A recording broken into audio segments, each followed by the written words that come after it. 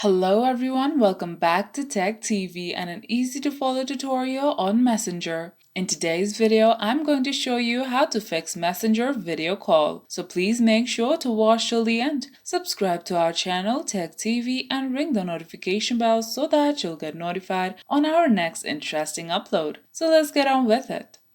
At first, open Messenger on your device. If you are having issues with the video or audio quality on Messenger, try using your cellular data rather than your Wi-Fi. Cellular data is more stable. If that doesn't work, tap and hold the Messenger icon and tap App Info. Here, tap Force Stop and tap OK. Now tap Storage. Tap Clear Cache and Clear Data.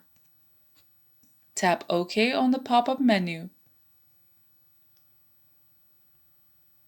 Now go back to Messenger and see if your problem has been solved. If the video or audio quality is still problematic, your final option is to uninstall and reinstall Messenger. And that's how you fix Messenger video call. If you liked the video, please leave a like and let me know if you thought it was helpful in the comment section down below. Thank you for watching and I'll be back with more interesting tutorials soon. Until next time.